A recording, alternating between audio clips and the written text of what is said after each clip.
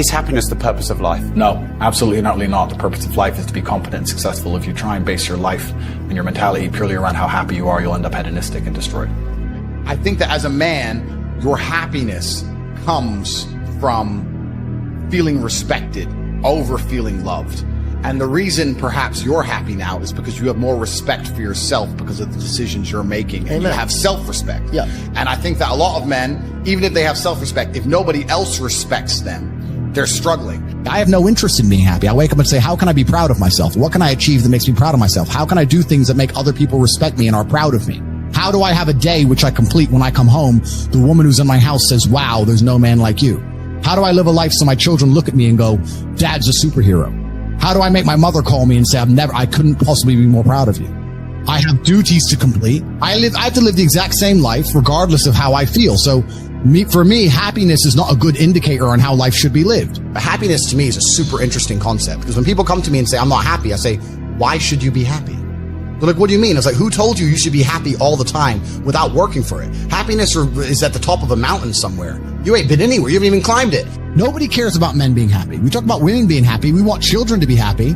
If you look at a full-grown man on Christmas morning, he's smiling because his wife is smiling. He's smiling because his children are smiling. Nobody even buys him anything. What do they buy the dad? Socks? Nobody cares about men being happy. So why do you as a man care about you being happy? That's how you're going to fall into these traps. I'm a very content person. I live a fantastic life. I'm not miserable or depressed. I'm not sad ever. But I don't wake up and go, I want to be happy today. No, sir. I wake up and say, okay, things must be done. And those things will be completed regardless of how I feel. Regardless of how I feel. You can lock me in a dungeon for an unknown amount of time in Romania, and I will still complete as many push-ups as I can possibly do in the dark by myself. What else am I going to do? Sit there and be sad? Happy or sad? The push-ups must be done. It's called duty. It's called honor. It's called pride. So I'm asking you why you don't have them. You could be a genuine force for good in the world. And you know what's funny? The funniest thing, the most ironic thing about all of this is that if you don't prioritize happiness and you prioritize feeling proud of yourself, you end up happy by extension. I'm happy because I'm proud of myself because I have a fantastic life and mansions and supercars and money, most famous man in the world, thousands of love letters a week from beautiful women. Of course I'm happy, but I didn't ever choose to try and be happy. If I would have chosen to try and be happy, I would have never ended up happy. I don't want a woman to ever go through anything bad in her life. I think a man should go through it for her and protect her, because I think that's how she's her best self as a woman. But I think to be your best self as a man is the absolute opposite. And when someone emails me and says, this has happened to me, I'm like, good. No, what do you mean good? It's terrible. How else are you going to become important? How else are you going to find endless fire to get up and struggle in the face of the competition that's out here in the world? How else are you're going to do all that with a nice cushy life? If any man's honest with himself, think about the biggest transformative stages in your life. Think about the times you got the most work done. It was a bad part of your life. You were heartbroken, or you lost a house, or broke, or whatever. That's when you did shit. When everything was fine, the mortgage is paid, dinner's on time, it's kind of doop-de-doop-de-doo.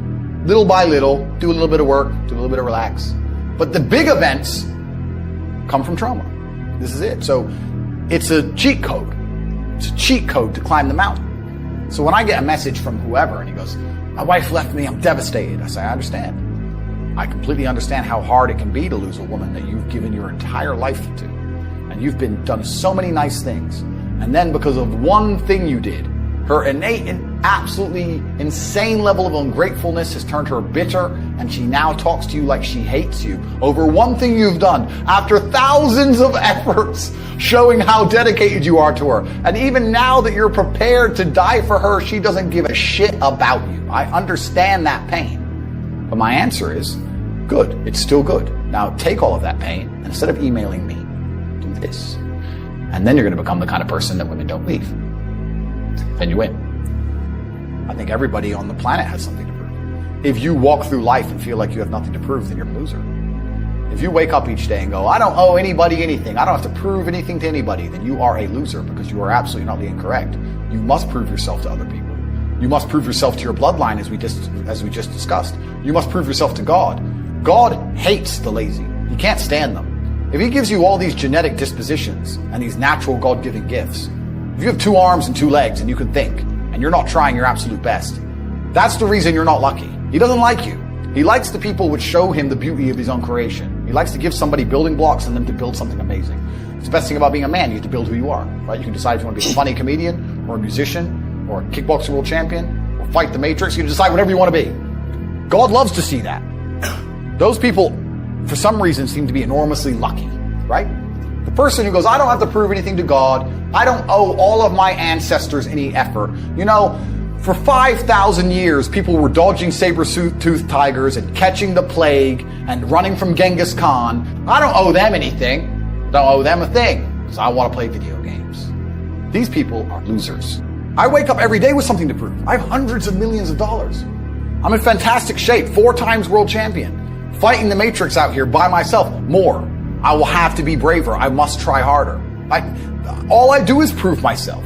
So when I hear people go, I don't have nothing to prove, then you're a loser. Peasants have never felt like they needed to prove anything. But kings felt like they needed to go and conquer land. Isn't that it's coincidental that the king, who already had it all, felt like he needed to go to some far-flung land and conquer it and take it and prove he's the king. But the peasants, oh, I don't have to prove nothing to nobody. You're a loser then. You're a dummy. I absolutely and utterly, completely have everything to prove to everybody all of the time. That's who I am. I will prove anything to anybody. If I sit and say X, I will prove it. Happiness is the number one thing that must be earned. And I'll tell you that my happiness is based on very real world achievements. I couldn't be happy if I was broke. I couldn't be happy if I was obese. I couldn't be happy if I was lonely. I couldn't be happy if I wasn't respected. I couldn't be happy if I couldn't whoop a dude's ass. I couldn't be happy in those scenarios, so I made sure none of them scenarios came true. I have earned my happiness via hard work. It's the top of a mountain which I have climbed. I deserve it. I deserve to go to sleep with a smile on my face. Yes, that's what I can deserve. And every single guy who hasn't got it probably doesn't deserve it. The universe is very giving and very fair. People seem to think that the world is unfair, and those are all the same people who tell themselves they're unlucky. I actually believe the opposite. I believe the universe is a very giving place. I believe God is a very giving being, and that thing, the world, all in all, generally balances out and is pretty fair. If you're the kind of person who deserves a good life and works their ass off and genuinely wants it and tries very hard, guess what you get 99% of the time? A good life. And if you're the kind of person who doesn't really deserve it, slacks 3 days a week, a little bit lazy, snakes his friends, talks behind people's back, blah, blah, blah, guess what? Your life ain't all that good. The universe is pretty fair and pretty balanced. I've yet to meet somebody who gets up every day, does what they're supposed to do, works hard, goes to the gym, then goes to work, does their best, makes their money, looks after it, is sensible, doesn't blow it, etc., who then fails. I've never met anybody who fails when they do all the right things. The universe is a very fair and giving place, all in all. There are very few exceptions to that. So when I see somebody who doesn't have the success they want, especially when I see, let's say, a group of people who don't have the success they want, there's no way you're all exceptions to that rule. You may want something, but you certainly don't deserve it, and that's why you don't have it. You shouldn't wake up and say, how happy am I today? How does that affect how I act? That's not how I operate. I wake up and say, what must be done? What will allow me to be proud of myself? What will allow me to achieve? And those things will be done regardless of how I feel. And that's how the most successful people on earth all operate. The most successful people on earth don't only do things because they feel happy about doing them. If you never make a mark on the world, then you effectively never existed. And when you're gone, nobody will care. And that's very important because you have a duty to your ancestors and you have a duty to God. So you must make a choice. And this is a genuine choice for you people at home. Do you want to live in obscurity forever and be invisible and not matter and have an easier life? I would argue that it's not easier because in your heart and in your soul, you're going to feel guilty knowing you could have been something you're not. Or do you want to try your absolute best and struggle and suffer every day of your life paying the rent for all of the amazing things around you? We pay endless rent. We pay rent for our bodies. We pay rent for our relationships. We pay rent to keep our kids. We pay rent to keep our business. We pay rent to keep our freedom. Every single day is work to pay the rent. It's absolutely never ending, and you have to make that choice. So if you have a pen and paper in front of you, you need to decide. Do you want to be invisible with a lower rent bill, or do you want to be important and work hard and suffer to make sure that the rent is paid? It's a choice you must make, and it's binary, and you must be extremely dedicated towards the decision you finally make. I refuse to accept that there are people out there who cannot become happy, contented individuals. I refuse to accept we live in a world where God has created people who, no matter how hard they work and how good their life becomes, can't be happy. I don't accept that. I accept that the universe is a very giving place and that God loves all of us. And if you try your best and you work hard, you can become a better person. The beauty of life as a man is to be great. So you have to sit here and ask yourself, do you want to be a happy loser that's insignificant? Nobody knows you exist. Women don't respect you. Men don't respect you. Nobody cares if you live or die, but you get to smile all the time. Or do you want to be one of the most important people on the planet with a little bit of stress?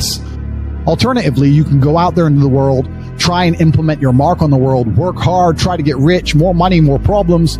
You can try and start a business, the stress of that. You can lose your girlfriend because all you're doing is working. This is a new level of stress, a new level of trauma, but at least you'll be a somebody at the end of it. As a man, there is no easy life. Your life is not about being easy. Your life is not about being happy. Your life is always going to be difficult. All of the pain you feel, all of the sadness you feel, you're supposed to feel as a man, and you have two effective binary choices. You either go through the suffering and go through the trauma and go through the hardship it takes to be a man of value, or you suffer eternity as a nobody. There's two ways to suffer. You either suffer as becoming a somebody, or you suffer as a perpetual and forever nobody.